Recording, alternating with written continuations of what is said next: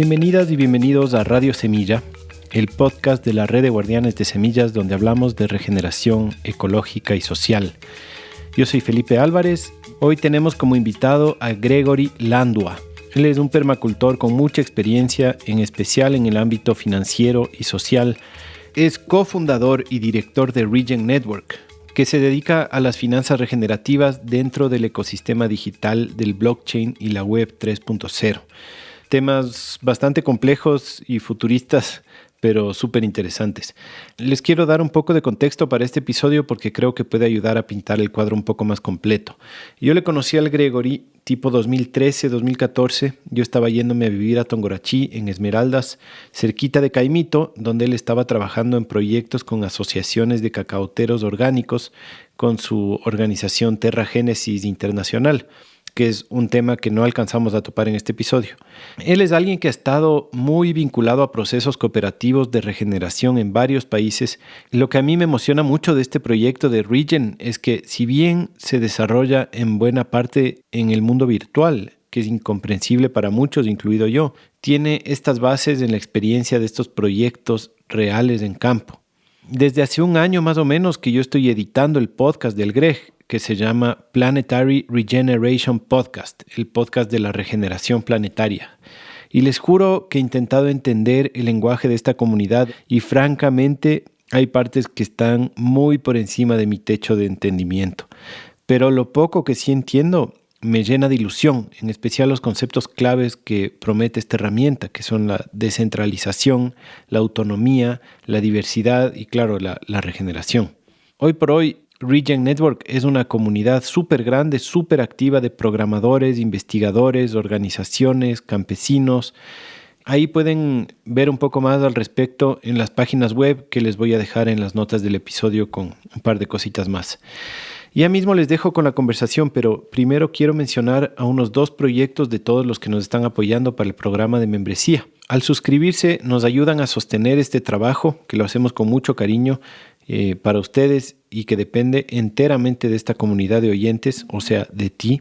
Y además accedes a beneficios como, por ejemplo, si es que eres miembro de Radio Semilla, puedes ver gratis y por tiempo indefinido el documental Raspando Coco de Pilar Ewes, que fue invitada del episodio 38, uno de los más reproducidos de esta temporada.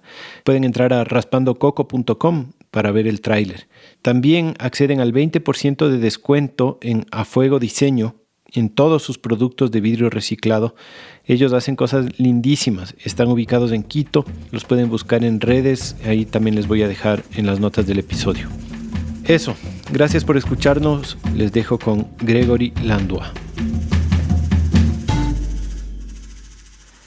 Bienvenido a Radio Semilla, Gregory Landua. Yo siempre te he dicho Landua, pero últimamente escucho que se pronuncia Landuey. Sí, pero los nombres en español hay que pronunciarlo en español nomás. Bueno, entonces Gregory Landua. Bienvenido, ¿cómo estás? Bien, un gusto estar aquí contigo, Felipe. Yo también tengo un gusto tremendo de ya tener finalmente esta entrevista porque llevo meses, tal vez años, creo, como tratando de entender estos temas de los que quiero preguntarte hoy. Y no solo eso, sino que yo estoy editando tu podcast y todavía no llego a entender. Por más que lo escucho. Entonces tengo muchas preguntas para ti. Pero antes de meternos en ese tema, quisiera como presentarte un poco, ¿no? Como saber de dónde vienes, como algo de dónde te criaste. Perfecto. Bueno, yo nací en Alaska, en los Estados Unidos. No es parte de Canadá ni Rusia, Alaska. Aunque cuando yo estuve estudiando como estudiante de intercambio en Ecuador la primera vez, me encantaría decir que era de Alaska y todo el mundo pensaba que Alaska era fuera de los Estados Unidos, entonces yo tenía mi escape. Claro. Pero sí, nací y crecí en Alaska y un poco en Idaho. Estudié en universidad un poco en Ecuador, en la Universidad de San Francisco de Quito y también en Oregón, en Oregon State University. Bueno, ¿qué más podría decir? Rapidito, yo encontré con la permacultura y empecé a enfocar mi tiempo, mi trabajo, mi vocación en la permacultura. Especialmente empecé a desarrollar una carrera en permacultura financiera y escribí un libro en el 2012, me parece, con el título de Empresas Regenerativas y está traducido en español, de hecho, Ah, mira. también francés y alemán tal vez, no sé, varios idiomas. Ah, qué bacán. Pero, Durante, Greg, perdón que ya, te dale. interrumpa, pero sí quiero entender un poquito más como de tu parte más formativa. Como quisiera saber si tu familia, por ejemplo, de tradición es campesina, cómo es la crianza en Alaska, si es que es más de ciudad o más de campo, con la agricultura, criando animales o más urbana la cosa. ¿Cómo te criaste? Más, o sea, es rural, pero mis padres no eran tan campesinos. Alaska es una economía bien extractivista, colonial, realmente, como mucho del oeste de los Estados Unidos, de hecho. O sea, hay una gran parte de los Estados Unidos que tal vez la gente del resto del mundo no da cuenta, pero es más o menos una colonia de las costas, ¿no es cierto? De los centros urbanos que están siempre, o sea, sacando petróleo o pescado o los árboles, los recursos naturales, digamos. Ajá. Entonces, siempre ha sido así, siempre ha sido un puente de recursos naturales. Entonces, es como una frontera con mucho economía extractivista. Mis padres, mi mamá, bueno, hay toda una historia, ¿no? De cada familia, pero mi mamá se enfocó su tiempo en biología de vida silvestre. Y mi papá, por el otro lado, era ingeniero química, trabajando en el petróleo. Entonces tenía estos dos lados, conservación y ecología y como la economía más de extracción, pero también, o sea, los ingenieros siempre tienen sus mentes de la matemática, la física, la realidad del trabajo, ¿no? Pero también Alaska tiene mucha vida silvestre, digamos, muchos bosques, ¿no es cierto?, boreales y muchos animales grandes y cacería y como una cultura también bonita alrededor de eso, ¿no? Claro, y también hay muy fuerte es la cultura nativa en Alaska. Yo creo que es como un 30% de la población es indígena. Ah, mira, pero ahí Alaska no tiene las mismas regulaciones, digamos, de las reservas y cosas así de las comunidades indígenas de Estados Unidos, ¿es diferente? Es diferente. No, las indígenas en Alaska son súper poderosas. O Mm, sea, de hecho, son los dueños de reservas de recursos naturales muy grandes y tienen ingresos, de hecho, muy grandes también. Ah, también hay una historia feo de las interacciones culturales entre los angloamericanos y las indígenas en Alaska, pero no es tan feo ni tan, o sea, extremo que las indígenas en el resto de los Estados Unidos, porque era mucho después mm. que Alaska era estado.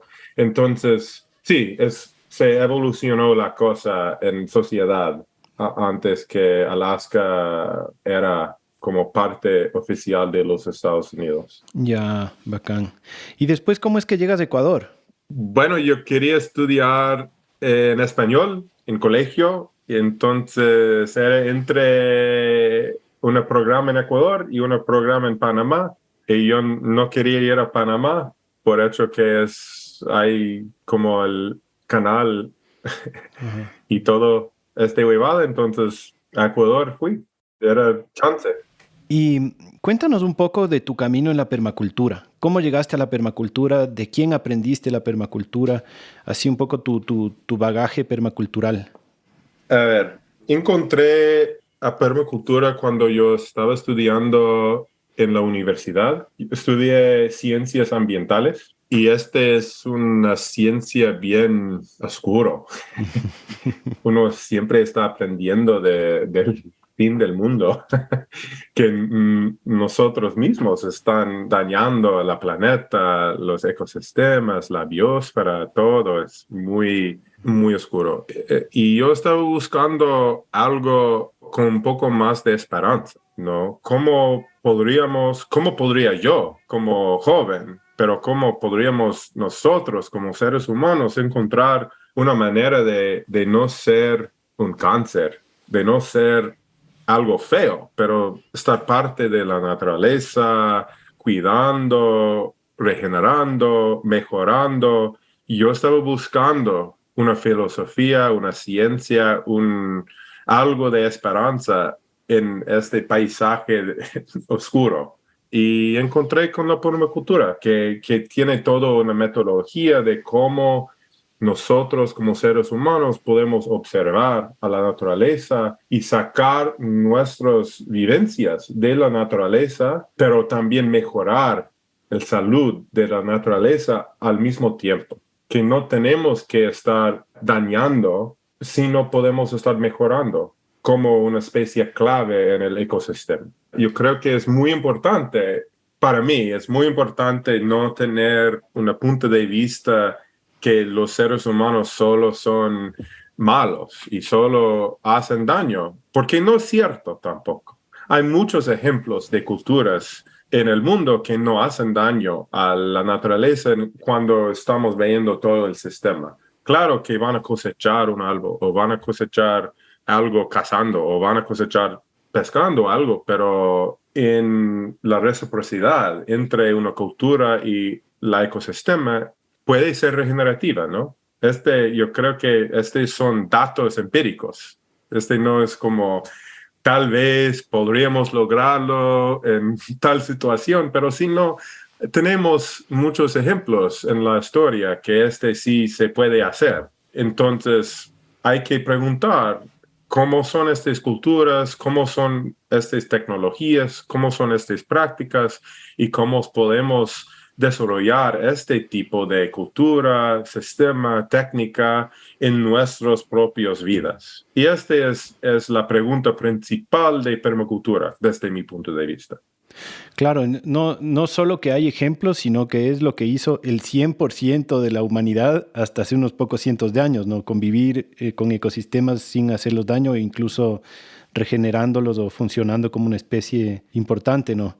Tal vez unos 10,000 años. O sea, hay diferentes culturas y hay mucha diversidad cultural. Entonces, es muy complicado, la historia humana, ¿no es cierto? Pero yo creo que el raíz de tener ciertas culturas que están dañando sus ecosistemas y de ahí moviéndose es un poco más como 10,000 años atrás. Yo creo que se aceleró bastante con el petróleo y la industria y todo eso. Entonces, en los últimos 200 años ha sido muy, muy feo. Pero sí, yo creo que hay buena evidencia de cómo es el Fertile Crescent, la Mesopotamia, esa zona. O sea, se cambiaron de la clima. O sea, los humanos mismos, y era como hace 10,000 años ya, pero se cambiaron la clima y se dañaban y se cambió a un Edén hasta un desierto. Y era, o sea, para los asiáticos, también africanos, también europeos, ese es parte de nuestras herencias culturales. Y yo creo que también hay ejemplos de este tipo de cambio climático en una zona alrededor de una cultura. También sí pasó en las Américas también. Pero es diferente. Hay varias culturas que manejaban esta relación entre el ecosistema súper bien y otros más mal, y hay toda una diversidad, ¿no es cierto? No es blanco y negro. Es verdad. Pero yo creo que es una larga historia. Larga historia y complicada. En todo caso, no es del 100%, pero sí son muchos, digamos, algunos miles de años. Pero bueno, los seres humanos llevamos aquí unos 300,000, así que igual sigue siendo una pequeña parte de nuestra historia. De ley. tenemos mucho más historia regenerativa como parte de la naturaleza integral que tenemos afuera y degenerando nuestros ecosistemas. Sí. Oye, Greg, y cuando entraste a la permacultura, antes mencionaste que pronto llegó tu interés sobre el tema de las finanzas y la economía. ¿Cómo fue ese cambio? Digamos, al comienzo estabas en temas de ciencias ambientales, permacultura, me imagino que un poco más con la tierra. ¿Cuándo entra el interés más social, más económico, financiero? Siempre. Las estructuras invisibles, como dijo Bill Mollison, son una parte muy grande de la permacultura, de hecho. Y también de las ciencias ambientales. Si uno está preguntando por qué estamos haciendo esta huevada, por qué estamos dañando nuestros propios casas, tiene todo que ver con la cultura, con el intercambio, con la economía, cómo gobernamos. Estas son las preguntas fundamentales porque somos animales culturales, sociales. Entonces, ¿cómo coordinamos nosotros como una sociedad? Una gran parte de eso es la economía. Y lo siento a los que están escuchando que mi español ahorita es bastante malo. No he estado hablando para nada en años, ya desde COVID. Pero bueno, estoy pensando cómo decir. Si quieres cualquier cosa, me puedes decir en inglés para tratar de traducirla. De vez en cuando porque yo creo que tu inglés es mucho mejor que mi español, de hecho. Entonces, de vez en cuando voy a pedir ayuda. Pero, ¿has leído o escuchado The Dawn of Everything? Amanecer de todo, David Graeber. Sí, te escuché a ti la otra vez, pero no he leído el libro. Bueno, este libro es increíble. David Graeber es fundamental en mi pensamiento de todo eso, ¿no? Es súper importante el man, de cómo explica, pero una de las ideas suyos es que dinero ha sido parte del ser humano desde empezar ser humano. No es algo que inventábamos un año en 1620 o algo así. No es así. Hemos tenido símbolos de intercambio y valor. Todas las culturas tienen algo. Y es como los símbolos culturales de valor y intercambio son súper importantes en nuestros, ¿cómo es? Behavior. Comportamientos. Comportamiento individual y social.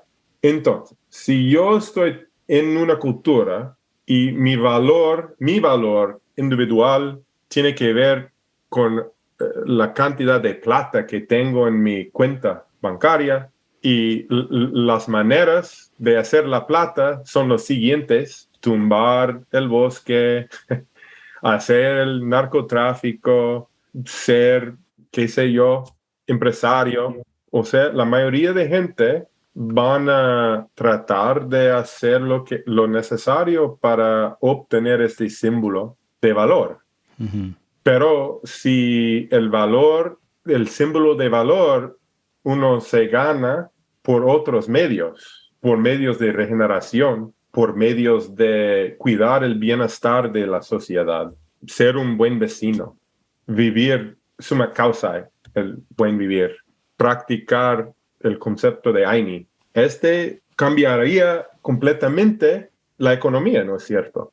Y el compartimiento de los individuos y la sociedad. Entonces, para mí, la causa raíz de todo lo que está pasando en el mundo, cambio climático, colapso de los ecosistemas, colapso social, tiene que ver con esta raíz de los símbolos culturales de qué tiene valor en nuestra cultura. Y es algo que tenemos agencia, tenemos capacidad de evolucionarnos. O sea, nosotros como seres humanos tenemos conciencia de la cultura y podemos cambiarla. Para mí, también es algo fundamental del pensamiento permacultural, ¿no es cierto? Entonces, tu pregunta era, ¿cuándo entró este tema financiero o de empresa o economía? Y era ahí, empezando, porque es cómo nosotros compartimos y manejamos nosotros como seres humanos, como grupos, como culturas. Ujú. De hecho, por eso yo tiendo bastante a enfocarme en más este tipo de temas hacia la permacultura social, porque siempre sabemos decir aquí que la parte ambiental, la parte ecológica es más fácil. O sea, si es que consigues incluirte en el ecosistema, coordinar las cosas, sembrar, retener agua, tener alimento, no es tan difícil. Lo difícil es organizarse, ¿no? Estar de acuerdo, resolver conflictos, coordinarse, ¿no? Entonces, por eso me parece a mí clave esto de la parte social de la permacultura. Y con respecto a lo que estás diciendo, me recuerdas esta publicación tuya, creo que es del 2008, si no me equivoco, de las 8 formas de capital, 8 tipos de capital. Y esto creo que es como una pieza bien importante para entender esto de la permacultura social y las finanzas regenerativas. ¿Nos puedes contar un poco de eso? Sí, los 8 tipos de capital era una exploración de otras formas de valor, que podríamos imaginar símbolos de otros tipos de valor más allá que lo financiero. Y era escrito para ambos grupos, los que odian a la plata, ¿no es cierto? Y los que aman a la plata. Para decir a ambos grupos, mira, hay algo más allá que lo que tú piensas es la plata, ¿no es cierto? Entonces, las 8 formas de capital son los siguientes, ¿no es cierto? Sabemos todos capital financiero, social, capital social, que sería la reciprocidad y amistad y confianza entre seres humanos en que podemos hacer favores y hacer promesas y intercambiar una riqueza del capital social. Y capital financiero y capital social funcionan completamente diferente y cada cual puede tener su propia experiencia de eso. Ok, capital material, tu casa, tu compu, tu refre. Capital de experiencia, o sea, conocimiento que no es intelectual, conocimiento que uno tiene que ganar por medio de trabajo. O sea, los campesinos son súper ricos en capital experiencial, ¿no es cierto? Capital intelectual, modelos y conocimiento abstracto que uno puede ir a universidad o escuela y entender la matemática o lo que sea, pero no tiene nada que ver con la experiencia. Capital cultural. Capital cultural es diferente que el capital social, ¿no es cierto? Capital es arte, música, el ritmo de la vida, la sabiduría de nuestra propia cultura, y es todo un mundo, ¿no? Capital espiritual, algo profundo en mi cultura, bien privado, en otras culturas podría ser un poco más público, y finalmente capital viva. O sea, el salud del ecosistema, la calidad del agua, la salud de uno mismo, tu cuerpo, integridad del ecosistema. Y cada tipo de capital tiene su propia forma simbólico de contar y entender. Y tenemos que aprender que hay diferentes idiomas y diferentes símbolos por cada tipo de capital, que no son solo números.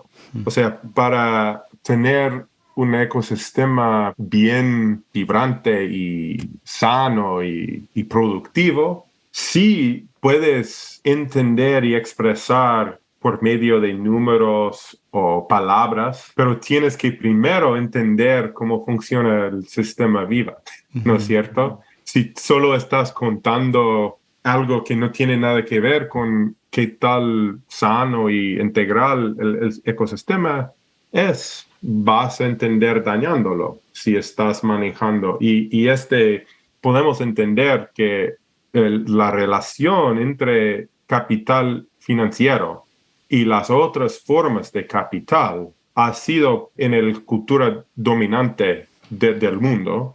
Y es lo mismo, o sea, no se puede solo decir que este es algo anglo-europeo o algo así, que no es así. Los hispanohablantes también tienen, o sea, bastante, y también, o sea, hay muchas culturas que han caído en la misma trampa, ¿no es cierto? Pero esta trampa es tratar de mantener una relación extractivista entre capital financiero y capital viva, por ejemplo. Y podemos entender muy claramente, ¿no? Cuando estamos viendo el valor de un bosque solo por medio del costo de papel higiénico, por ejemplo, o sea, vamos a dañar el bosque. Claro, nuestra cultura solo contabiliza el capital financiero y todo lo demás, qué sé yo. Ahí está. ¿Tú, ese artículo tal vez esté en español como para compartirlo con la audiencia o solo en inglés?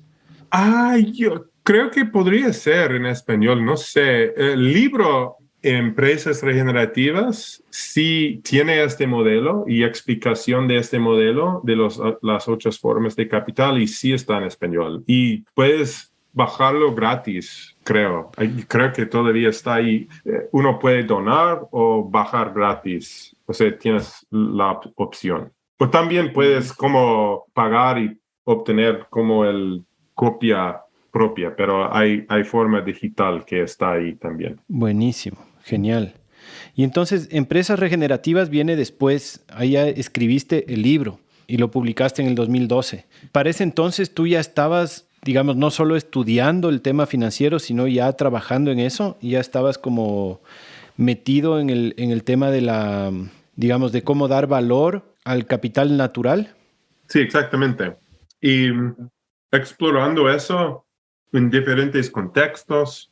Sí, para mí es muy importante que evolucionamos símbolos para contar y mejorar el valor especialmente del valor vida. Social, cultural también. Y de hecho están súper integral entre ellos. Pero para mí la búsqueda de la forma de contar y mejorar el valor viva de los ecosistemas, yo creo que puede ser bastante claro para todos los seres humanos en diferentes culturas o contextos, o porque hay solo un planeta, todos tenemos una experiencia de la vida. Entonces, este es algo yo creo que nos puede unir un poco y todavía preservar la capacidad de tener una diversidad de diferentes culturas y, o sea, es algo que nos une, pero también nos protege la capacidad de expresarnos en diferentes formas, diferentes culturas, porque regeneración es un proceso completamente local. Para mejorar un ecosistema, uno tiene que estar ahí con el ecosistema y punto. No hay regeneración imperial. No tiene sentido, ¿no es cierto? Porque uno tiene que estar ahí cuidando el mismo bosque. Claro. Entonces, este concepto de que regeneración financiera, regeneración de ecosistema, de biosfera, requiere una exploración y evolución de muchas diferentes formas de este símbolo de contabilidad viva. Uh-huh. Este es una parte fundamental, que no podemos tener como una cuenta universal que todo el mundo se use. No, realmente tenemos que evolucionar diferentes formas en diferentes contextos con la meta de contar y mejorar y generar los propios ecosistemas de un lugar. Y va a ser un juego entre cultura y ecosistemas y sistemas económicos. Uh-huh. Yo también estoy muy de acuerdo, ¿no? Para que haya la regeneración es clave que la acción sea local y es clave la descentralización. Y con eso creo que es un buen paso para hablar ya del tema más grueso, que es esto de Regen Network. Cuéntanos un poco, ¿no? De qué es Regen Network, entendimos ahora cuáles son tus motivaciones de alguna forma para crear o co-crear Regen Network, pero aquí ya entran los temas más complejos, ¿no? De la tecnología, del blockchain, de toda esta nota. Cuéntanos un poquito qué es Regen Network. Y considera que una parte de nuestra audiencia es campesina. Casi nadie de nuestra audiencia seguramente son programadores, tal vez haya unos pocos, y yo tampoco entiendo para nada de los lenguajes muy tecnológicos. Entonces, ojalá esto sea una oportunidad para ponerlo en un lenguaje como para que lo entienda cualquiera. Bueno, lo bueno es que mi español va a forzarme a explicar todo en una forma muy básica, yo creo. Excelente. Entonces, ojalá, tal vez va a ser una explicación mejor que yo haría en inglés. Genial. Porque si estoy hablando en inglés, puedo usar palabras muy, muy grandes, palabras de $5, como digamos. Ok, entonces, Regen Network o Red de Regeneración es un proyecto para construir una infraestructura comunal donde el pueblo mismo es el dueño y tiene control, capacidad de gobernar este proceso de dar valor a un ecosistema. Genial. ¿Y cómo lo hace? A ver, hay varios niveles, ¿no? Primero, estamos tratando de desarrollar un concepto de infraestructura digital. Este es como programar como software. Software, eso sí, creo que software es universal. Ok, programar software que nos da un concepto de consenso. Este es el blockchain, ¿no? Uh-huh. Tal vez sí conviene explicar un poco digamos, mucha gente creo que sí sabe la existencia del Bitcoin y sabe de la existencia del blockchain, pero tal vez conviene pegarse una explicada rapidita de las oportunidades que nos ofrece el blockchain, ¿no? Como una tecnología más allá de las criptomonedas, ¿no? Sino más como un proceso, como dices, de consensos, de crear, no sé, contratos inteligentes. ¿Crees que puedas una explicación más o menos de lo que es el blockchain y por qué usar el blockchain para Regen Network? Ya, bueno, primero hay que decir que blockchain es una tecnología social, el primer punto. Uh-huh. ¿Por qué? Porque es un grupo de computadoras y cada computadora tiene un dueño que es humano, que están manteniendo consenso de un estado en la programa. Bitcoin, y hay mucho que decir sobre Bitcoin, pero Bitcoin era hecho para mantener consenso de quién tiene cuál Bitcoin o cuál moneda digital. Y este es el consenso y nadie puede romper eso. En vez de tener un banco central que está manejando todas las cuentas y podría tal vez cerrar una cuenta a alguien que no le gusta el banco. Uh-huh.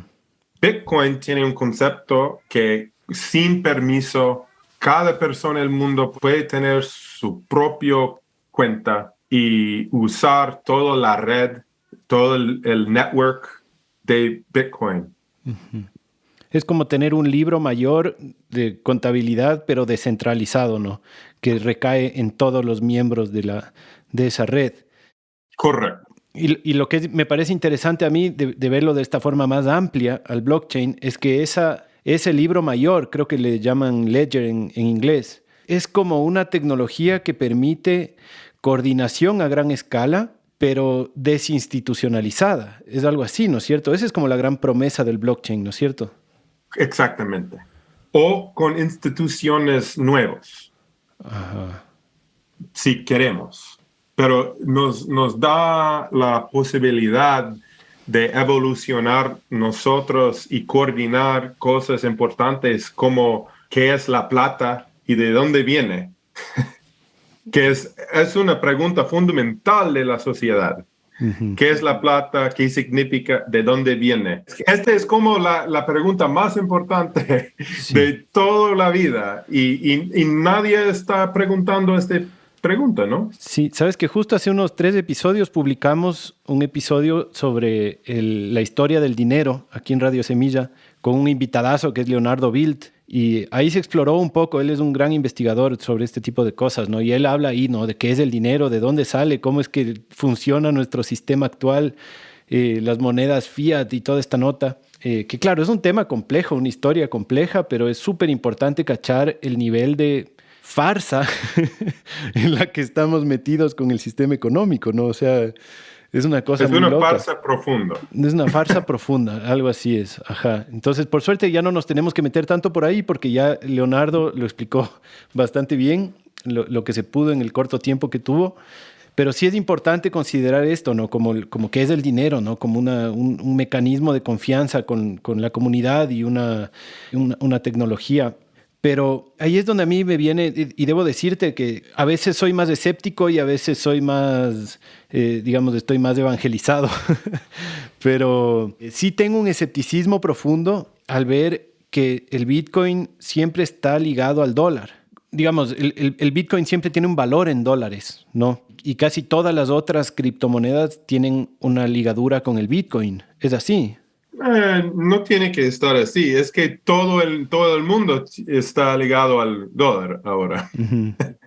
Pero si nosotros queremos usar otro valor y medir en comparación con otro valor, podemos. La tecnología nos da la capacidad de evolucionar otro valor.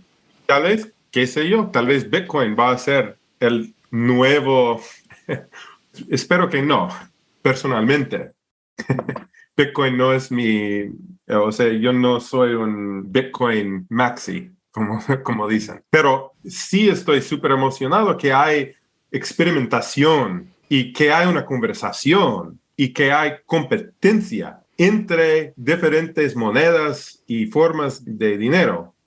Ujú. Yo creo que eso es súper importante porque necesitamos evolucionar nuevas formas de valor que están conectados a la salud de nuestro planeta, de nuestros ecosistemas. Tenemos que hacer eso. Si no hacemos esto, los incentivos sociales nos van a seguir empujar hasta el barranco. O sea, ahí estamos, ¿no? Esta es la situación actual. Claro, y digamos, el dinero nunca está desligado de la naturaleza o del capital vivo, solo que si es que no lo considera, lo destruye, ¿no? Entonces, Correcto. siempre nos basamos en la naturaleza para la economía, pero esta onda extractivista es, claro, se basa en la naturaleza, pero solo termina destruyéndola, ¿no? Entonces hay que considerarla como el valor que tiene para nuestra sociedad mismo, ¿no? Y entonces, Regen, el valor que tiene su token, digamos, o su moneda, está basado en la regeneración de los ecosistemas. ¿Así es como funciona? Va a ser. ¿Cómo es ahora? Pero ahora lo que el valor de Regen como token, como criptomoneda, es gobernar y dar seguridad al sistema que da capacidad a cualquier comunidad a crear su propio criptomoneda que tiene relación a su propio ecosistema. O sea, Ya. es como aseguramos la infraestructura, el sistema de integral de consenso del estado ecológico que da la capacidad no sé en español, mint. Es como cuando uno hace la moneda. Es como imprimir. Imprimir, exactamente, es imprimir un ecomoneda, pero no estamos tratando de hacer un ecomoneda universal.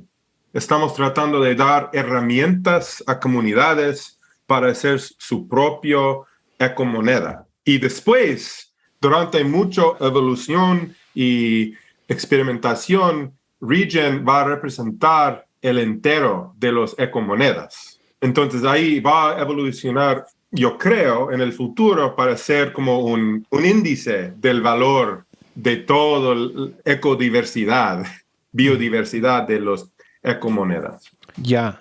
Para tratar de ponerlo en alguna experiencia concreta, en un ecosistema concreto, ¿nos podrías poner un ejemplo? Yo sé que Regen, por ejemplo, ya ha financiado muchos otros proyectos que generan ya su propio valor alrededor de ecosistemas concretos, ¿no? Por ejemplo, te escuchaba en tu podcast que entrevistabas a un grupo de Brasil que está regenerando el Cerrado de Brasil, que está haciendo un proyecto en donde está poniendo valor a especies claves como el jaguar, por ejemplo, y realmente el valor que tiene su token está fundamentado en la existencia de individuos de jaguares en el ecosistema. Es algo así, ¿no es cierto? ¿Nos puedes como contar un poco cómo es la experiencia práctica de ese grupo en campo y en la compu? Buena pregunta. La primera cosa que quiero decir es que tenemos miles y miles para llegar al punto que está funcionando en una manera muy suave y, o sea, todavía estamos en dolores de parto. Sí, estos son los próximos pasos a un largo viaje. Pero lo que ellos están haciendo es colectando pruebas que existe un jaguar en cierta zona por medio de trampas de cámara y usamos el blockchain para agarrar estos datos y mantenerles accesibles para que uno que está comprando este ecomoneda, este token, tiene integral en este token, es la prueba del jaguar que existe en esta parcela. Entonces hay un proceso de la prueba de jaguar que tiene que ver con fotos, con verificación de las fotos y que el bosque es primario, que hay foto de jaguar y tal, y todo está bien, y diferentes personas han visto la evidencia y dicen sí, prueba de jaguar. Y de ahí, ¡ching!, imprimimos este ecotoken. Uh-huh. Ese ecotoken no es un Regen, pero está funcionando en el ecosistema de Regen, es algo así. Correcto. Y para imprimir este ecotoken tienes que quemar Regen. Eso ya no entendí. Usas el token de Regen y lo usas, es como cambias el token de Regen hasta ser un ecotoken de jaguar. Ya. Uf, qué loco. El concepto me parece increíble. Es como si teníamos dólares y tenemos un stamp, notarizar algo, ¿no es cierto? Y tenemos un símbolo y en una comunidad. Y para usar la plata en esta comunidad, tienes que ir y que tú eres, o sea, tú has hecho tus impuestos o lo que qué sé yo, que algo pasó. Ok, ahora puedes usarlo. Pero si alguien viene y no tienes este stamp, no vamos a aceptar esta plata. Algo así. Yeah. Que estás cambiando el Regen hasta algo diferente. Y en el mundo digital se puede hacer eso. O sea, el Regen ya no existe, el token de Regen ya no existe, pero hay otro token que tiene la prueba de jaguar. Entonces, para hacer este token, tienes que tener la combinación de un Regen y la prueba de jaguar y ¡ping! Ahora tienes tu ecotoken. Ya. ¿Y cómo se imprime el Regen? El Regen imprime, el protocolo imprime nuevos Regens y da a la gente que están prestando sus computadoras para mantener la red.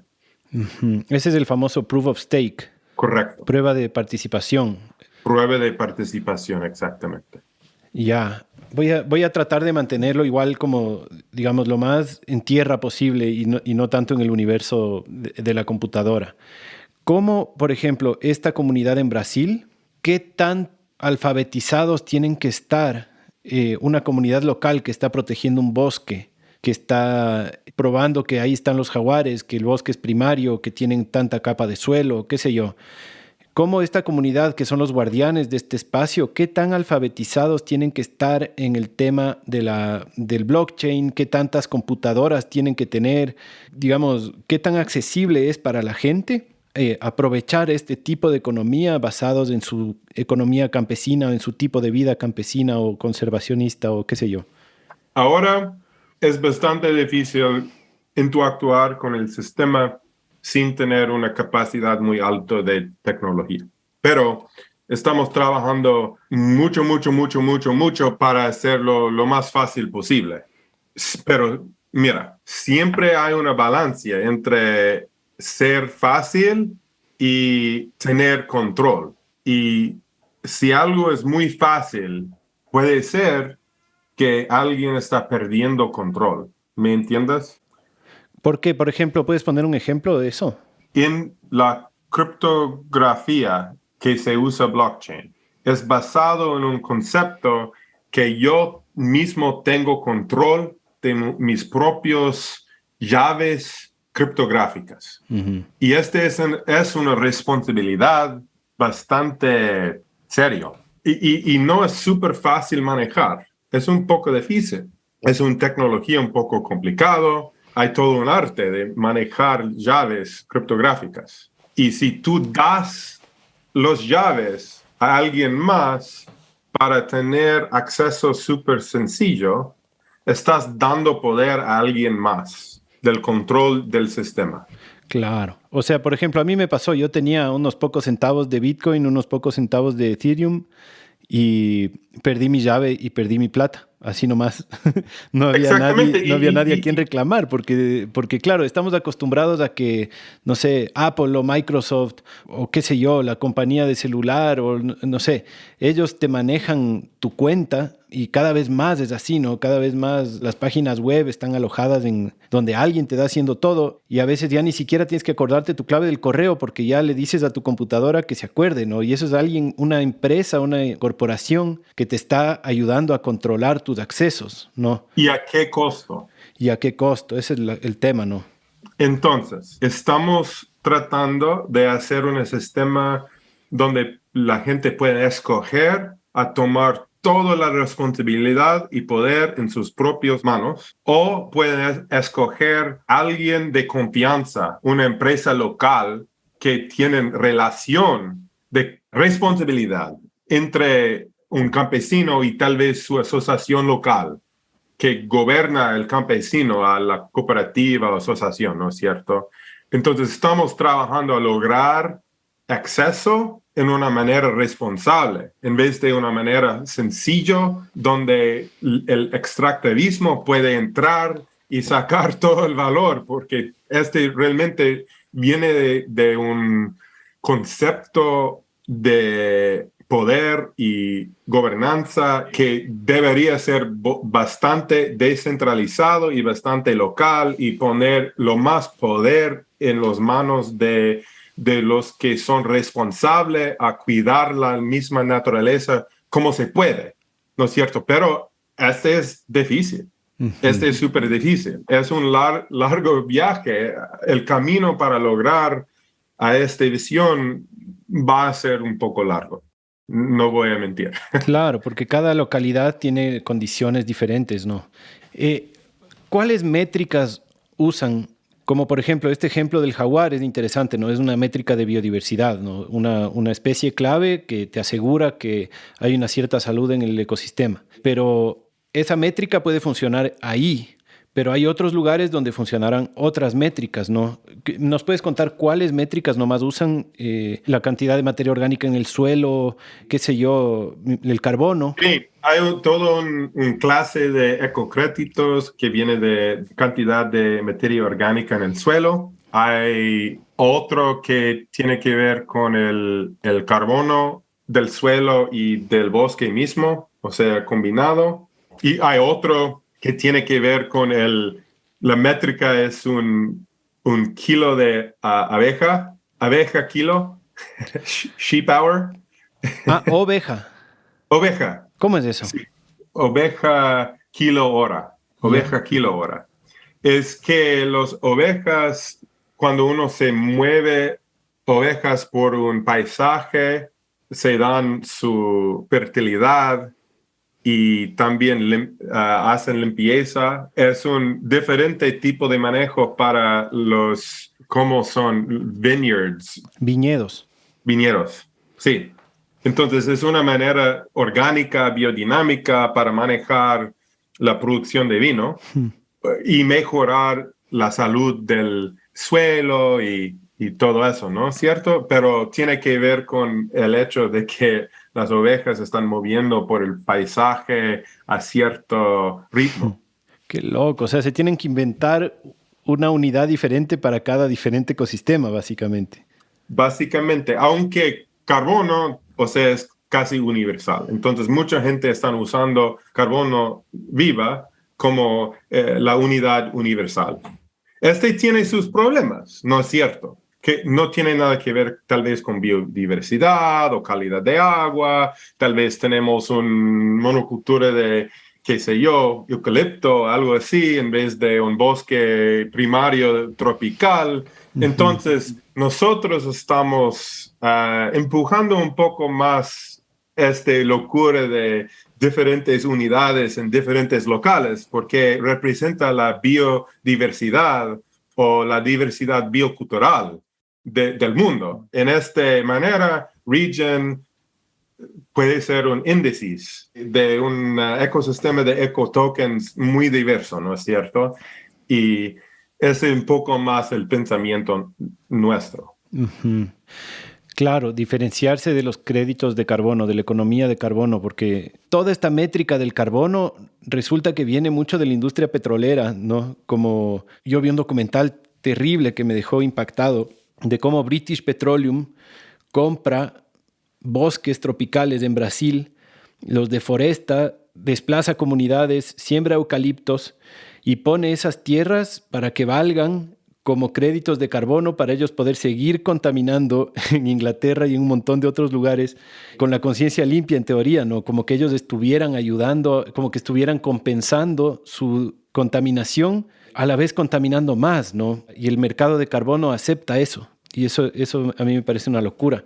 Entonces, la única manera de diferenciarse del mercado de carbono es inventarse un montón de otras métricas. Pero también si es que se hacen incontables métricas de regeneración de diferentes ecosistemas, también eso es una complicación técnica terrible, ¿no? Entonces, no sé si nos quieres decir un poco qué tan vinculado está Regen Network ahorita con el mercado de carbono y cómo se diferencia y cómo rompe con ese mercado de carbono. No estamos bien vinculados al mercado del carbón. ¿Y por qué? Porque este es el flujo de capital más grande entre capital financiero y capital viva. Y como dices, ahora no es un mercado sano.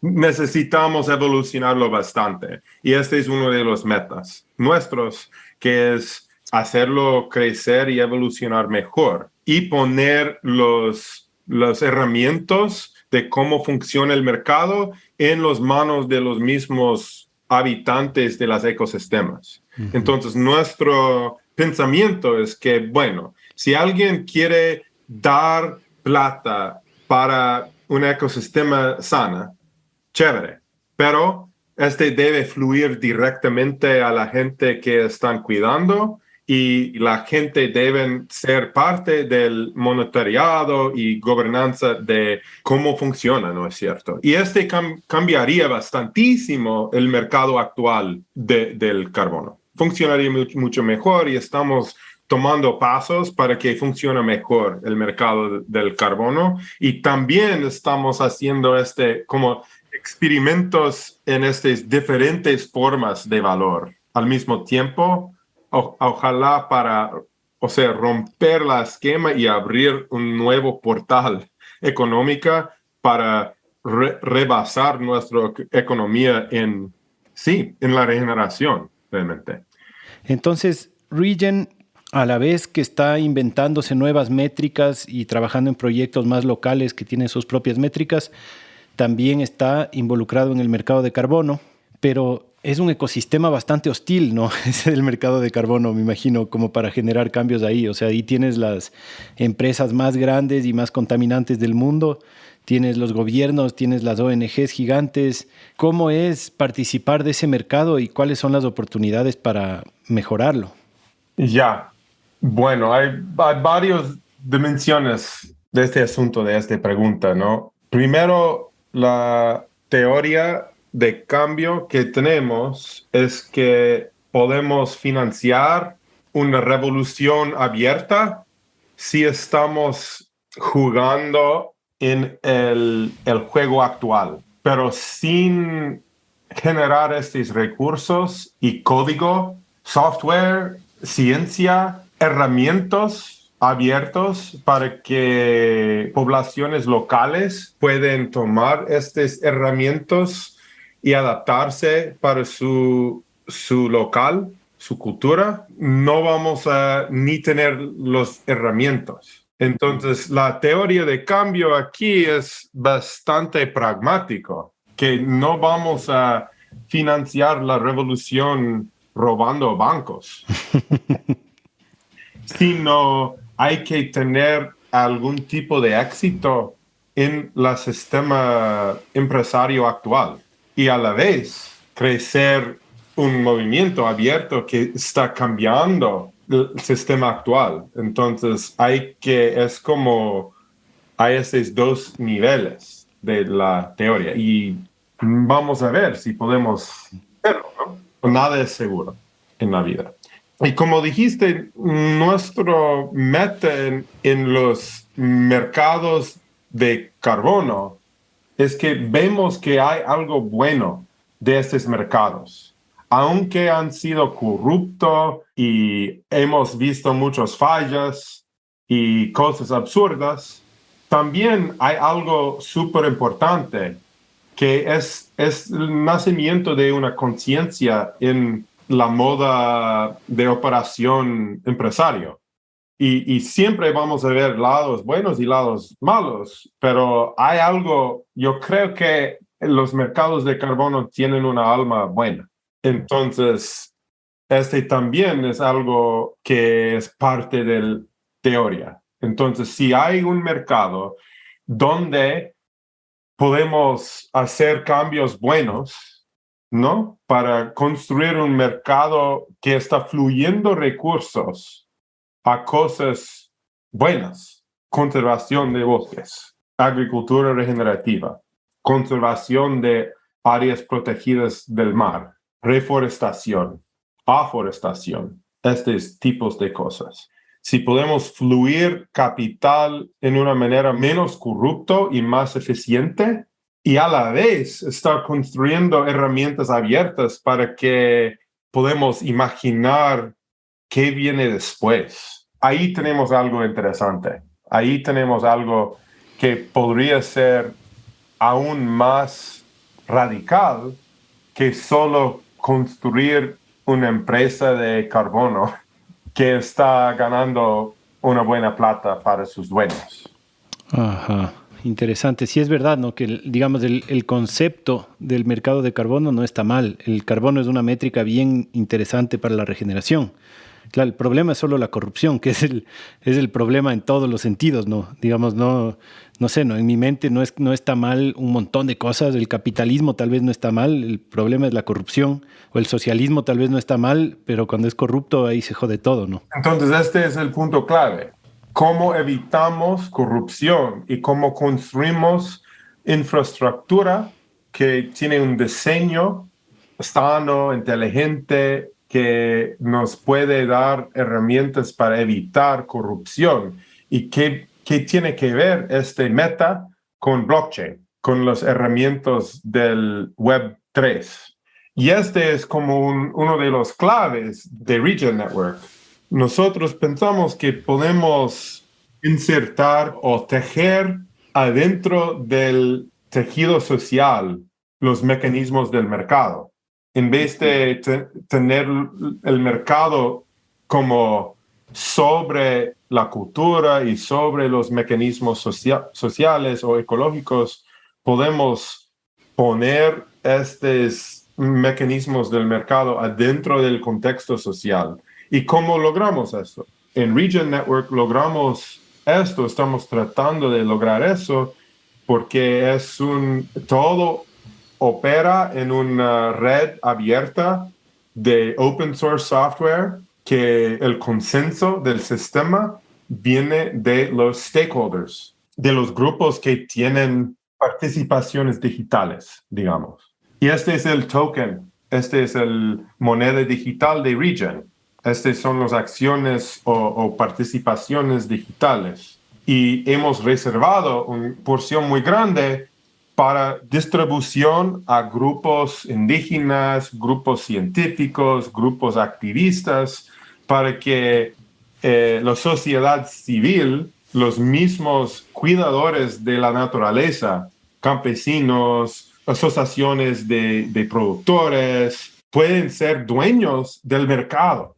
O sea, con el mismo nivel de, o sea, inversionistas, empresas, y ahí tenemos un sistema nivel.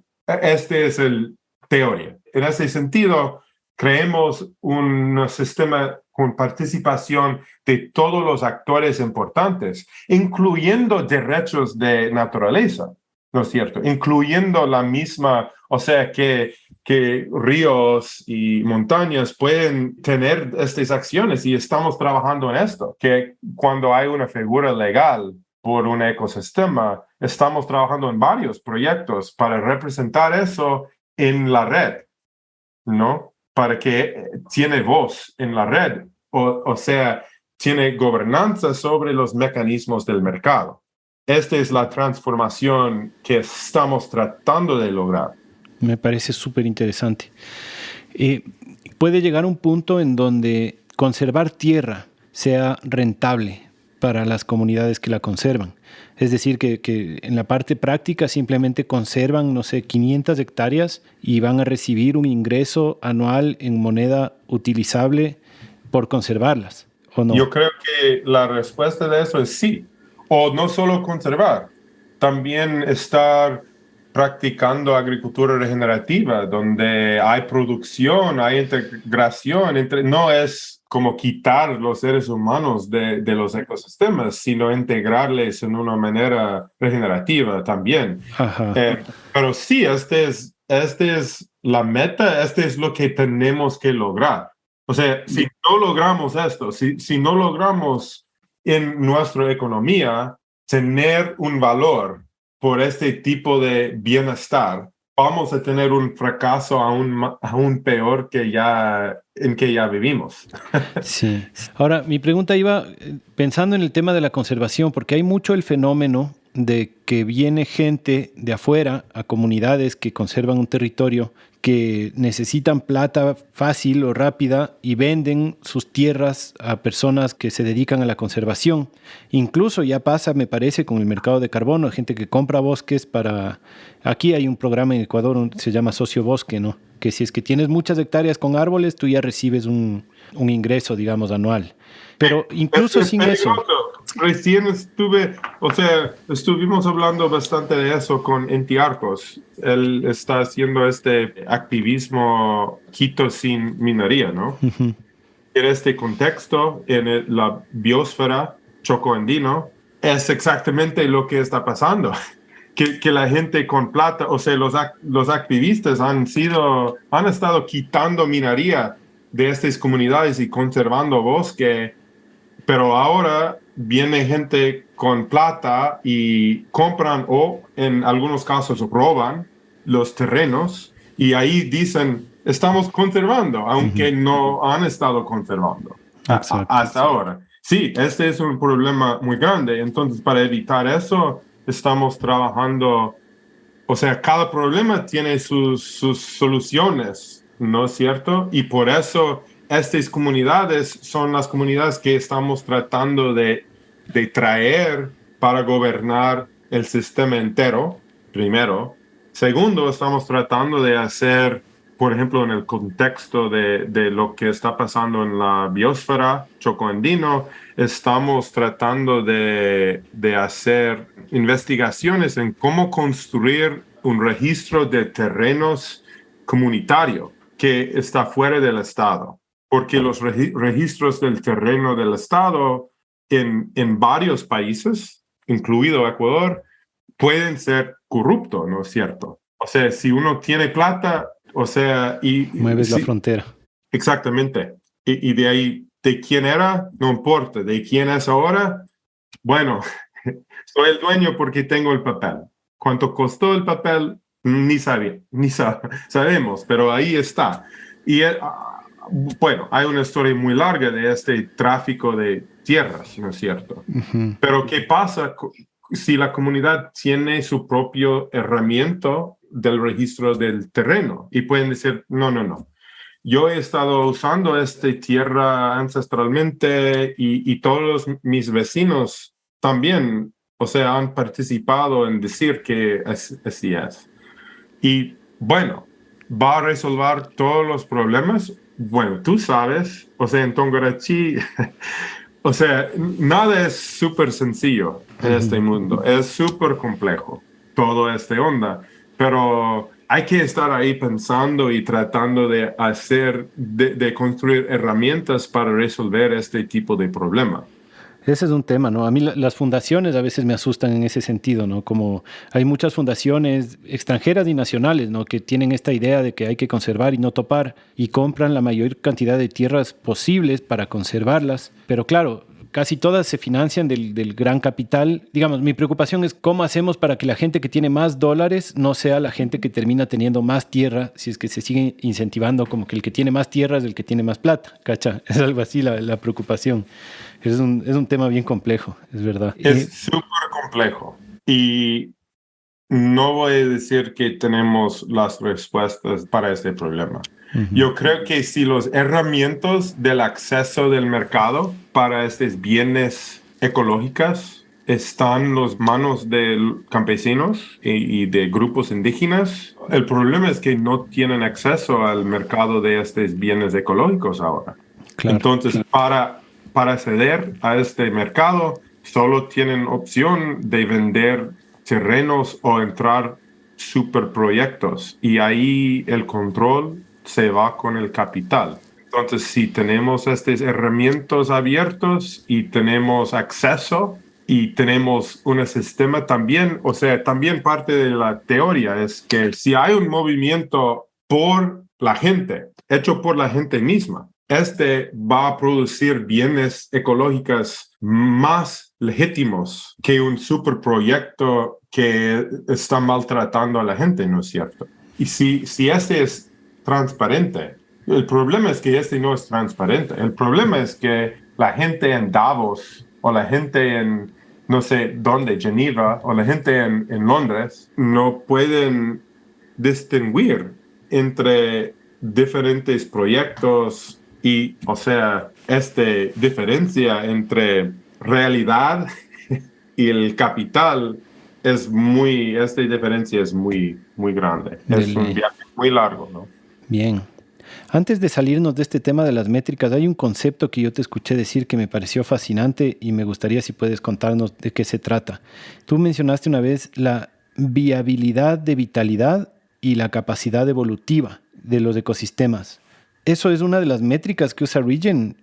No tenemos un ecomoneda basado en esto ahorita, pero esta es la meta, esta es como la meta de la red, del proyecto. Yo creo que este no es una métrica sencillo, tiene que ser una métrica viva. O sea, el momento que uno dice que esta es la métrica, este es el número, ahí perdimos la vida. Entonces, este no es una métrica ni es como una ecomoneda que se representa eso. Este es lo que vamos a lograr en el entero del proyecto si estamos yendo bien. Me encanta, claro, me pareció que engloba muy bien un montón de cosas que a veces es difícil resumir de la importancia en un ecosistema y que la vida sea viable, que la vitalidad sea viable y que haya capacidad de evolución. Me parece que lo resume de una manera genial. Ahora, quiero pasar a otro tema que también me preocupa, que es el tema del consumo de energía de estas tecnologías, del blockchain y así. Bueno, creo que algunas personas saben el problema actual que hay de la cantidad de consumo de energía del Bitcoin y en general, digamos, todo el blockchain depende de computadoras prendidas constantemente, ¿no? Yo personalmente no me creo mucho o soy muy escéptico con el tema de las energías renovables, así eólica, solar, que dependen tanto de la minería y hasta del mismo de los mismos combustibles fósiles.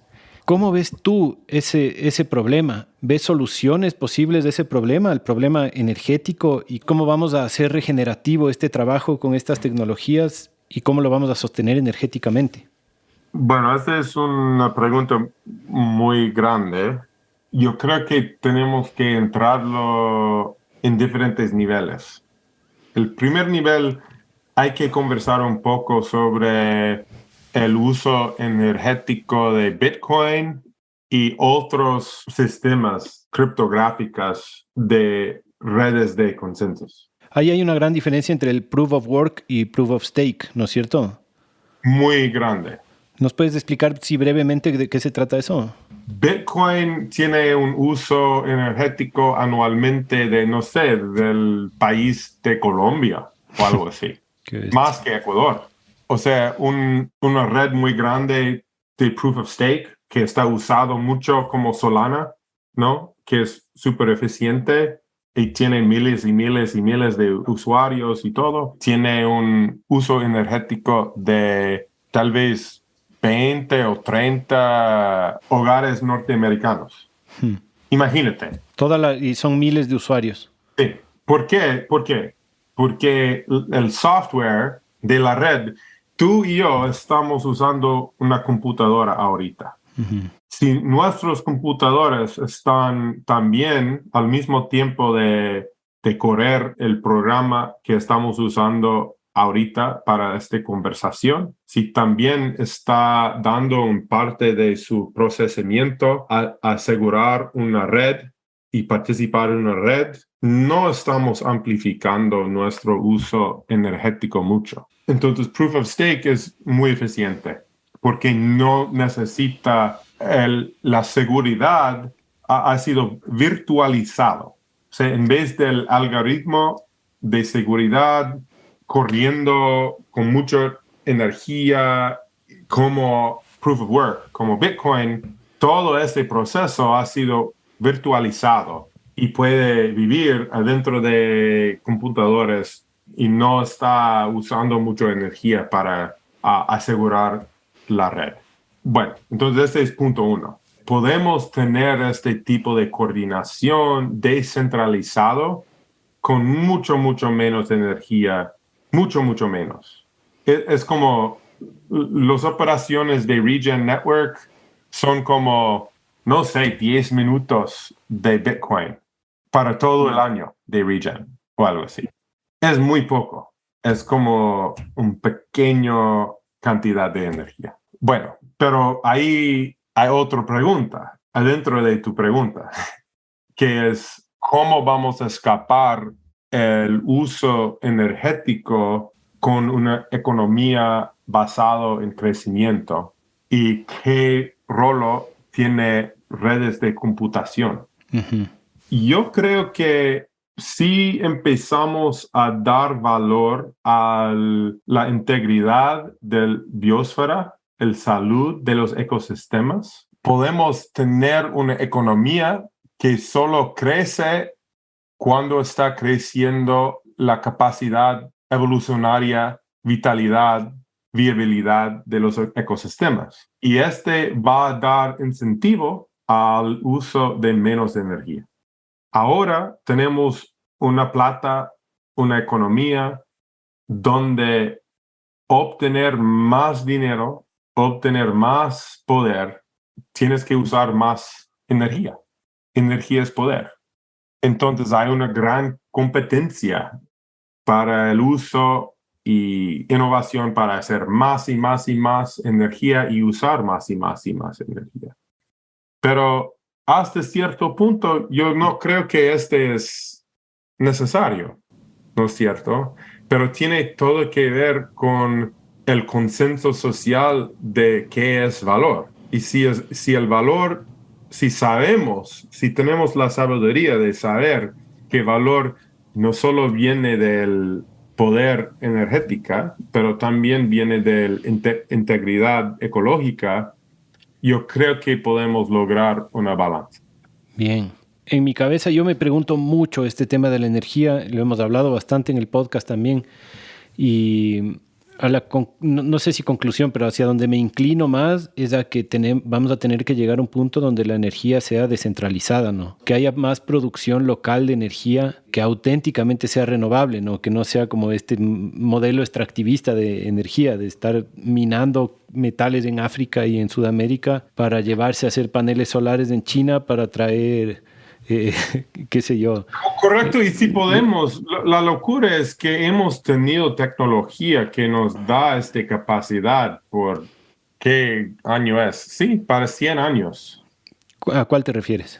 Para mí, si estamos pensando en energía descentralizada y si estamos de acuerdo que necesitamos usar menos, hay esta tecnología pyrólisis, ¿no es cierto?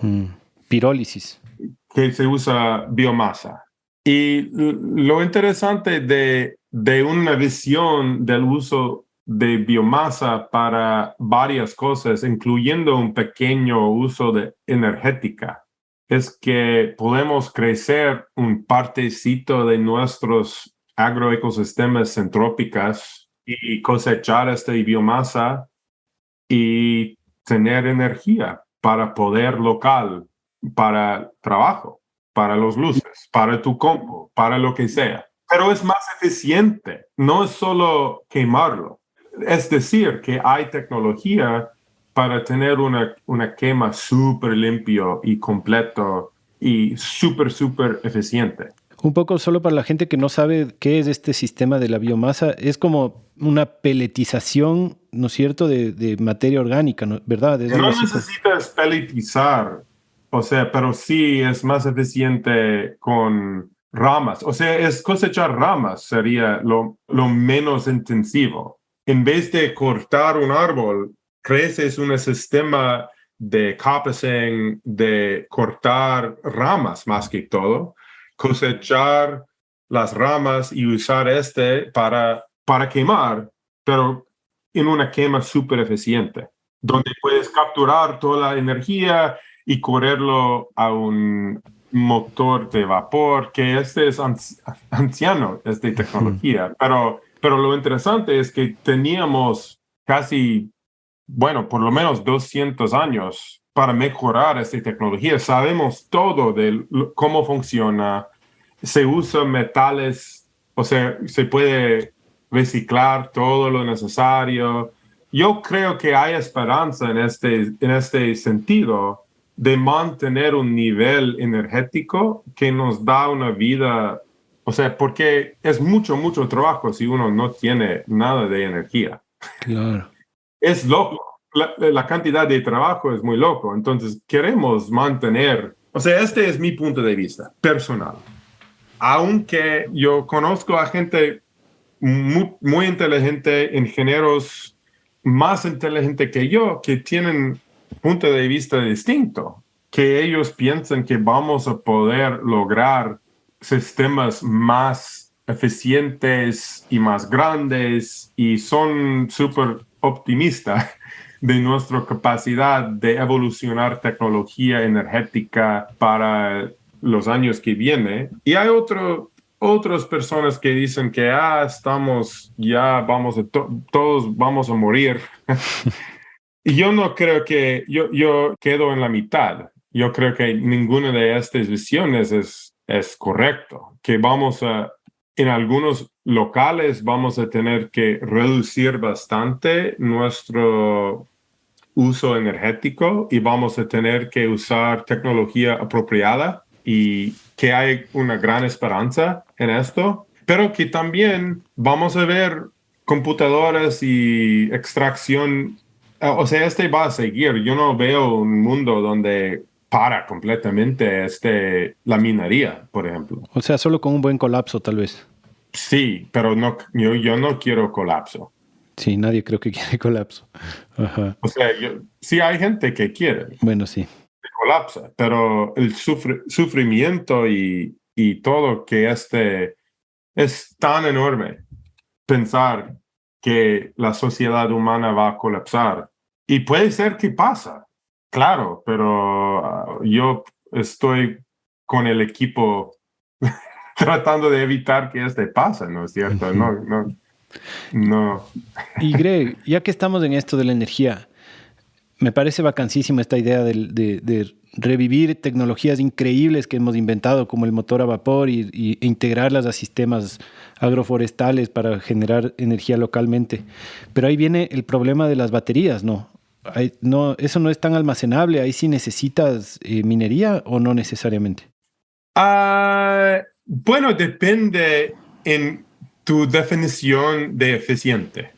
O sea, puedes usar vapor, por ejemplo, para hacer muchas cosas, muchos diferentes tipos de trabajo. Y puedes guardar este calor en diferentes maneras. No es eficiente. Vas a perder energía tras tiempo. Pero por el otro lado, puede ser integrado en un sistema agroecológico.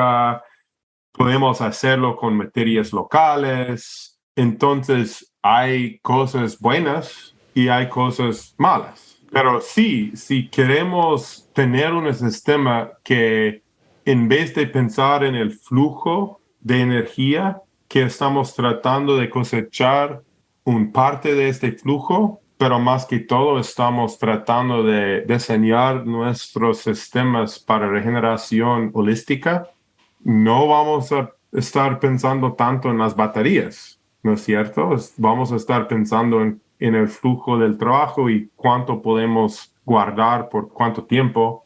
Y yo creo que hay mucho espacio para diseñar que la gente no está usando. La gente no está pensando en esto mucho. Así hay, o sea, All Power Labs. Sí hay gente que están pensando en esto. Y sí hay cosas interesantes. Puedes bombear agua arriba y es una batería.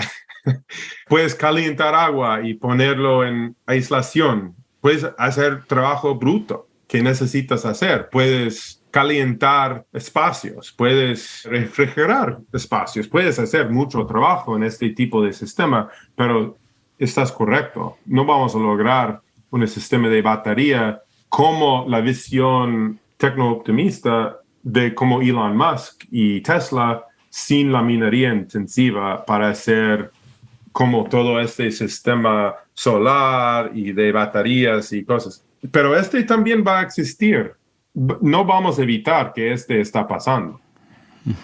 Pero tal vez podemos dar un precio de eso ecológico justo para que es eficiente y no lo hagamos tanto para destruir muchos ecosistemas y podemos también tener esta alternativa un poco más apropiada.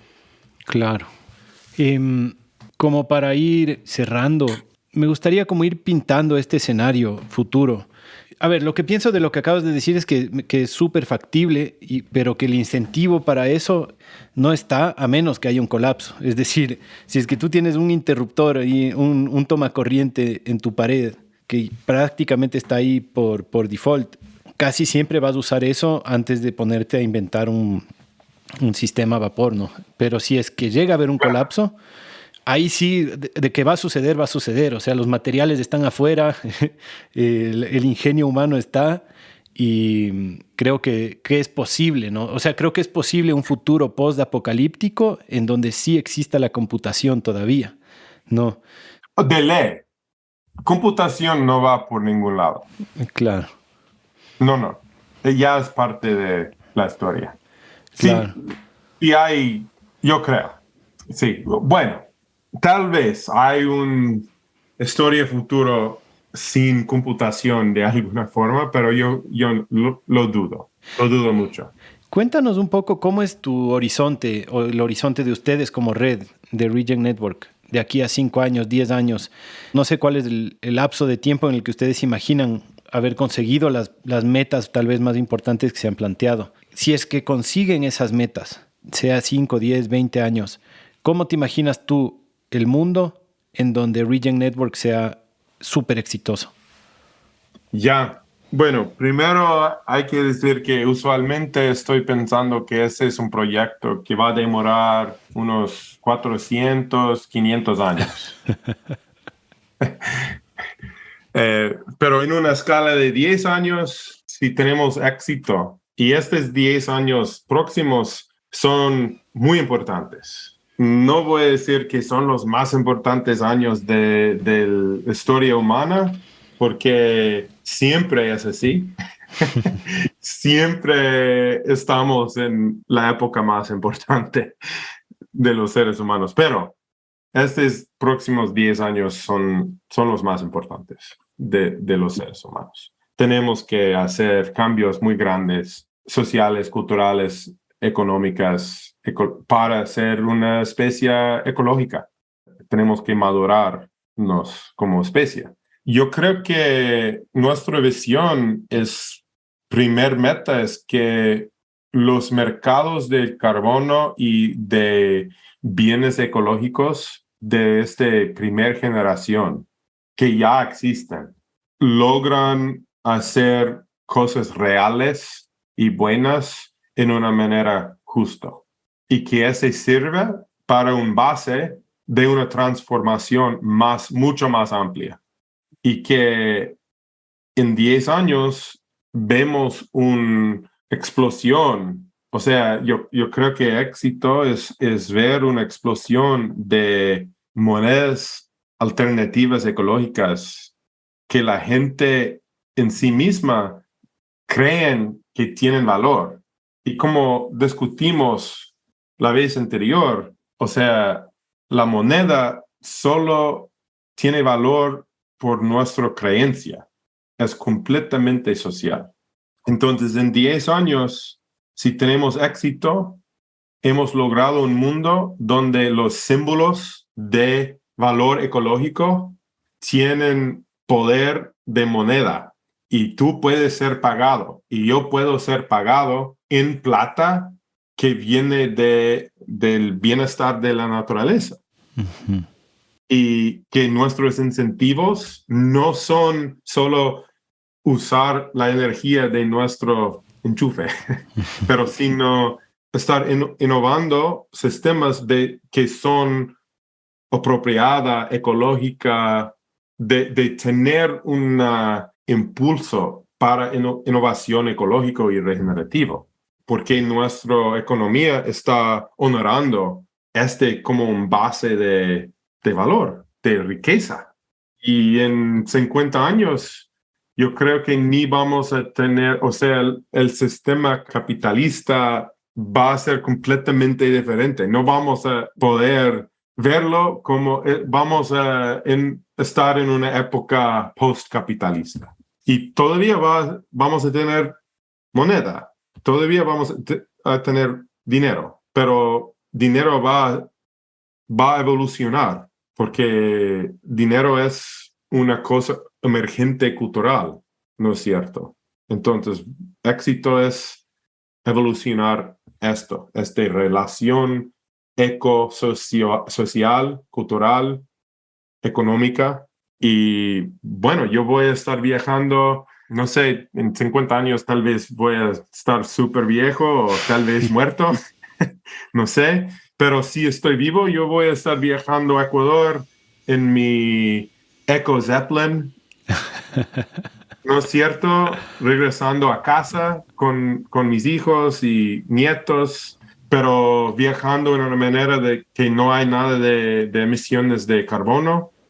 Yo voy a estar llegando a mi ecoaldea ahí, o sea, una comunidad, tal vez Caimito, tal vez Tumbaco, con familia y vamos a estar viviendo bien, vamos a estar viviendo en un mundo abierto y chévere donde la gente puede moverse pero no tienen que moverse, donde pueden vivir en su lugar, ¿no? Y tener una buena vivencia, o sea, ahí cuidando, pero también pueden moverse un poco. Tal vez vamos a estar moviendo un poco más en largas distancias, vamos a estar moviendo un poco más despacito, ¿no? Uh-huh. ¿Y por qué? ¿Por qué vamos a estar yendo más despacio? Porque va a estar lo que es viable por la economía en el futuro.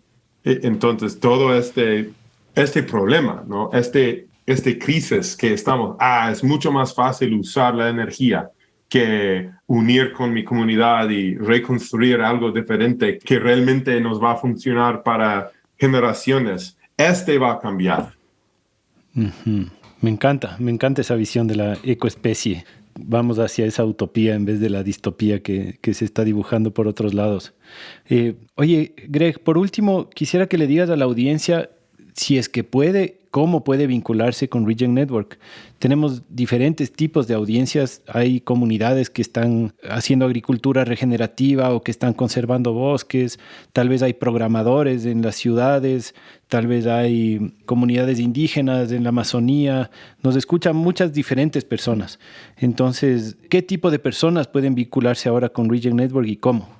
Todos. Lo que dijiste, encantado. Si hay gente que están escuchando esto y piensan, wow, este es algo que tal vez hay un problema aquí o otro problema allá, pero en general este sueño es súper interesante. Es una red abierta, necesitamos comunidad. Tenemos una gobernanza por la comunidad, entonces no solo es como el idea loco de un gringo. O sea, necesitamos a todos ustedes. Y la manera de involucrarse hay varios. Para los científicos, para los que ya están pensando, trabajando en proyectos de carbono, tenemos una comunidad bien grande de científicos, de ONGs, que quieren hacerlo bien y están construyendo una comunidad para tener transparencia y fluir capital directo. Si son campesinos y quieren, o sea, hay un programa con Regen Foundation, Fundación Regen, por campesinos, por grupos indígenas, por grupos que están trabajando con derechos de naturaleza, con grupos activistas. Si ustedes quieren no solo estar afuera de la conversación o recibir como ahora los mercados de carbono son tan calientes, digamos, que cada rato hay otra persona tratando de vender algo, ¿no es cierto? Uh-huh. No vamos a vender nada así, pero si ustedes quieren controlar un sistema y gobernar un sistema y hacer trabajo para realmente ser el dueño de un sistema, bienvenido. Tenemos todo un programa por la Fundación de Regen para hacer educación y todo el camino técnico para entender qué significa gobernar un mercado digital de bienes ecológicos.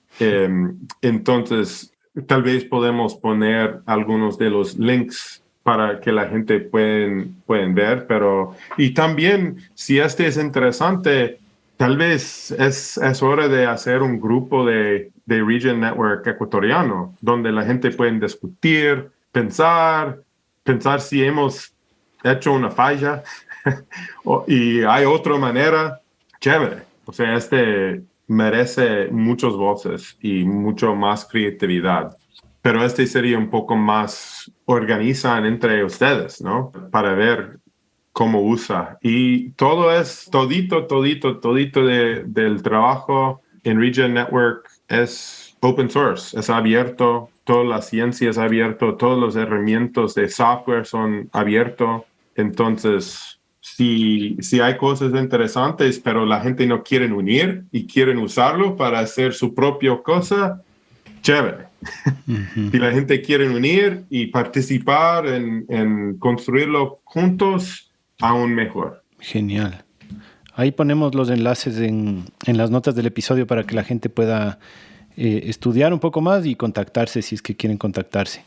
Y fuera lindísimo que se abra un capítulo en Ecuador con Regen Network. Creo que hay mucho potencial aquí, a pesar de que las políticas públicas son un poco pendejas al respecto, pero ojalá que algo nazca bonito de esto. Oye, Greg, yo te agradezco un montón. Tenía mucha ilusión de esta entrevista porque hay un montón de temas que se me hace difícil entender y escucharte, explicármelo a mí y en español me ha ayudado bastante.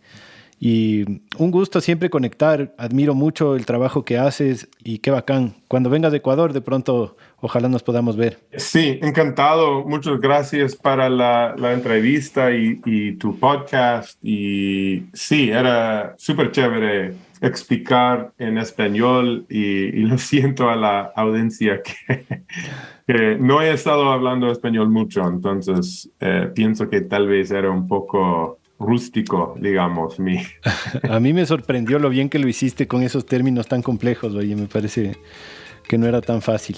Ya, bueno, gracias a ti y estamos en contacto. Cualquier cosa y ojalá nos vemos pronto. Ojalá voy a estar yendo a Ecuador pronto. Entonces, De una, con gusto. Gracias, Greg, que tengas lindo día y chao a todos. Gracias. chao a todos.